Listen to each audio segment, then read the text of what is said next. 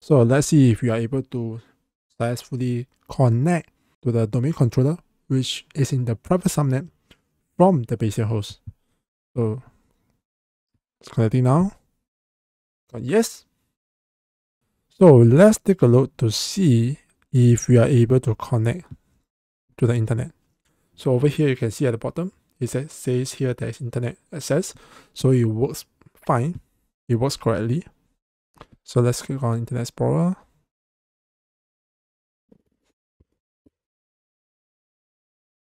So you can see now, it has access to the internet. So in this section, I'll be sharing with you how you can set up this whole environment on AWS. So basically, this is an architecture diagram that we are going to use and we are going to deploy. So I will show you step by step on how to build up all these different components together. So first up, you can see on this screen is that we have we need to build a VPC first, and afterwards you will create a one availability zone. And inside the availability zone, they are separated into public subnet and private subnet. So in normal circumstances, you should create at least two availability zones so that if one goes down, the other one is still running for redundancy purposes. But this is just for learning purposes, so I'll just put everything in one availability zone. So on the public subnet is where you create your Bastion host, which also known as the jump server, and that is internet facing. So basically that's how you actually are able to log in through there and then access to the internal resources. So you need to log in through the Bastion host first to have access to other server that is situated in the private subnet. So we will do that first. And then afterwards, we also have to create an NAT, Network Access Gateway, which allows your internal resources, your Microsoft Entra Connect, your AD server, your ADFS server, to actually have access to the internet, if that's what you want. So we need to go through that NAT to the internet gateway and to the public internet. And also, in the public subnet, we have the web application proxy. So in this case, you should also have a public IP that allows user to actually access the proxy so that it can be directed to the ADFS. So in the private subnet, what we have is the Microsoft Entra Connect server, the domain controller, which comprises of the AD and the ADFS server. So all these are in the private subnet because you do not want this to be exposed to the public internet. We do not want anyone to have access to it on the internet directly. So then on the left hand side, we have the Microsoft Entra ID, where we need to connect through it via the Microsoft Entra Connect. So that's a quick overview of what we're going to do. So right now, what we're going to do is to set up the Bastion host first. So if you already know how to do it, please skip to the next video. Otherwise, I will share with you how I set it up. So let's go into it. So right now we are in AWS. So I will show you how I set up the Bastion host and different servers that should be installed in our environment. So let's get into it. So first you need to create a VPC. So I just type VPC, click on VPC. So I create a new VPC. So VPC stands for Virtual Private Clouds. Basically, it's your own isolated portion of the AWS cloud populated by your instances. So choose this option, VPC and more, because I do not just want to create VPC. I want to create availability zone. I want to create a public subnet, private subnet, etc. So this is called BFF VPC. So all these I'll just leave it by default. So tenancy, I'll just leave it by default. Dedicated means you don't want to share any resources with other customer. You just want a dedicated hardware for these resources. But in this case, I'll just leave it as default. So availability zone, I'll just put 1. So I could put 2 or put 3 for redundancy, but in this case, I'll just put 1 because this is just for learning purposes. So public subnet, I'll just put 1. Private subnet, also 1. So the NAT gateway, I'll just put 1 in 1 AZ. And this one, I'll just put none. Okay, so Once I've done that, I just create VPC. So just wait for it to create all the different settings. So once you see success, it means that it has completed. So now you can actually view the VPC. So I click on view VPC. So everything seems okay. So you can look at the resource map. So now we have one public subnet, one private subnet. Okay, that's what we want. And we have the route table, and we have the internet gateway. So before I continue, maybe let's look at the route table first. So let's do a bit of a refresh. So now we have one public route table and one private route table. So maybe let's take a look at this first. Subnet association routes. So you can see here, this private subnet is the destination is from here to this target. So all the traffic will go through the net gateway. So it seems like it's okay. Looks correct. So let's go back to the route table. Let's look at the public subnet. This one looks correct as well. So what we need to do next is to create the two instances. So if we let's say go back here, what you want to do now is to create the Bastion host and the AD instances. So let's do that. Let's create a Bastion host first. Let's go to EC2. So now we want to launch an instance. So let's do that. So let's just call this a Bastion host.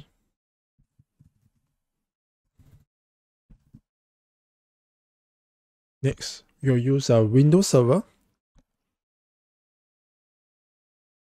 So we choose all the free tier one. We'll just put 2016 base.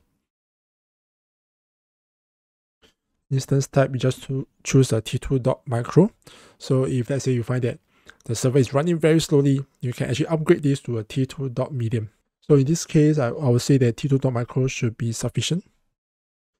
And choose a key pair. So I already created one key pair. So I just use that. So you can also create a new key pair for yourself.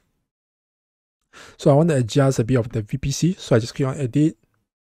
So instead of using the default one, I just use the one they have created. BFF, yeah. Actually, I just shouldn't add VPC. But anyhow, I think it's alright. So Bastion host should be in the public subnet because we want the user to be able to visit on the public internet. So I just put under public, assign public IP. Yes, I need to have a public IP so that people can actually access it. So I will create a new security group. So I just put Bastion host.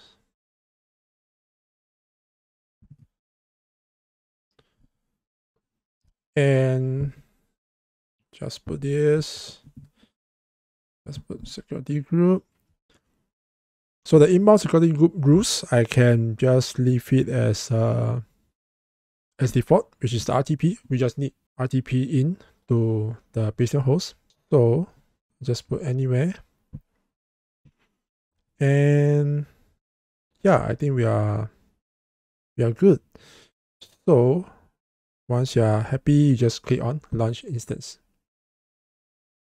So just wait for it to launch the instance. And we are done. So just click on refresh. So it's pending now. So next, we just want to create the domain controller. So we just launch instance. Because this might take some time, so I'll just move on to create the domain controller first. So I just put domain controller. So I also put Windows. Click on 2016 base. Oh yeah, so the core is there's no GUI.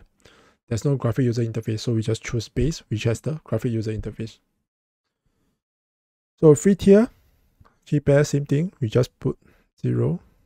We just put the key pair that you have created earlier on. Next setting, we just choose this the one that we created previously. And this time around, the subnet instead of the public subnet, we want to put in the private subnet, because we do not want anyone to have access to the domain controller directly, because that is your crown jewel. So we do not want anyone to have access to that. So of course, public IP we will disable. So we do not want to create any public IP for that. So let's create a security group.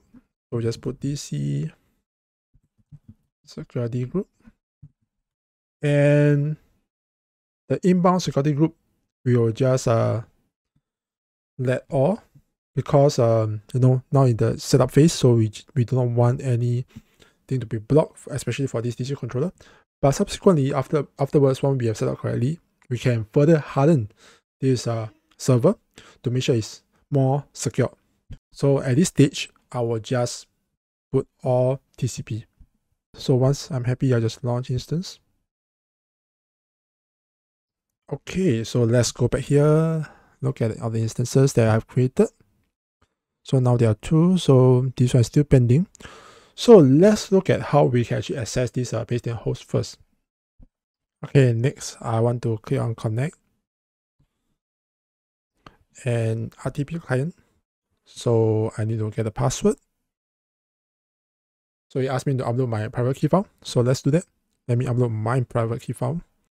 So once I've done that, then I can click on decrypt password. And here is my password. So I will just copy this. So next I'm going to use the remote desktop connection manager. Basically, you can actually put in a lot of different virtual machines to be connected to, so that it's more organized, so that you don't have to keep switching the windows. You can just use this as a way to organize your RTP connection. Maybe you just right click, add server. So we want to add a new Bastion host server. So just put as demo. So click on add. So let's do some configuration. So as you can see here,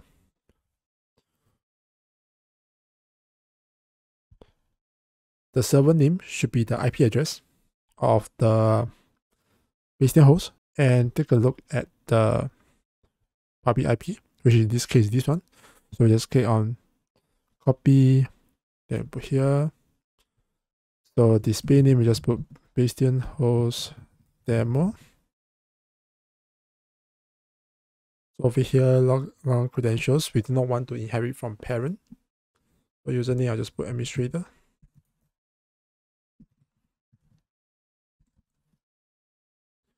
We're going to connect RTP client, get the password, decrypt password, get the password, then we add in here, click OK. Oh, there's one more thing, is that we also need to adjust the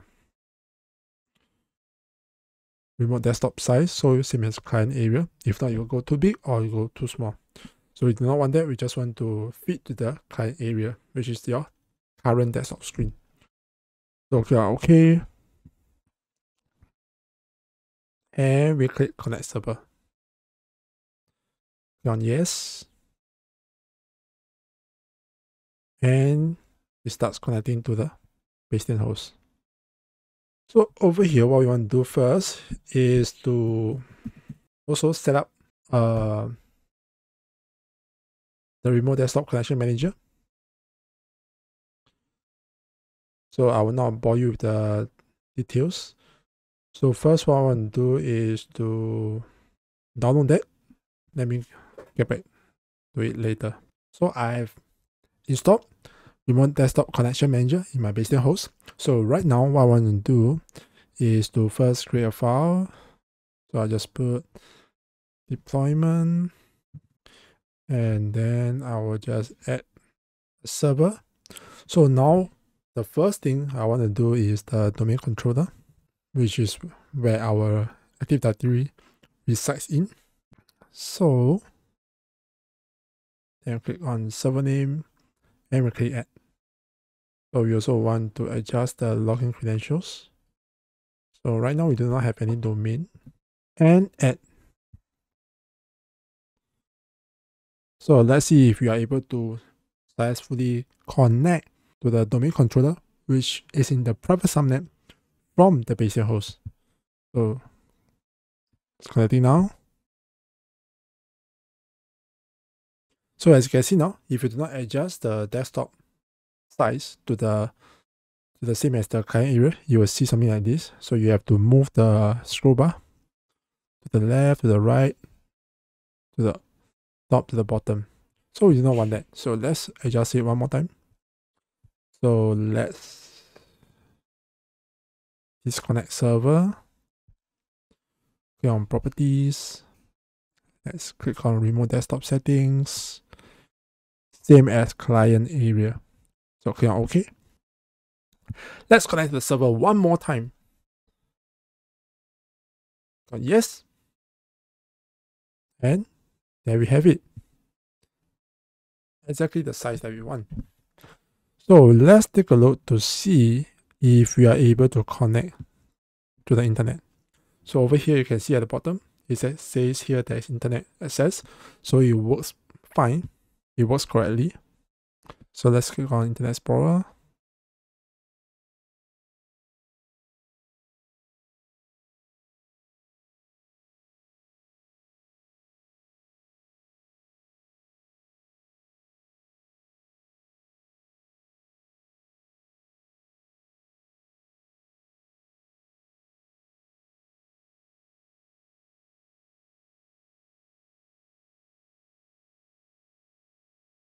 So let me off this.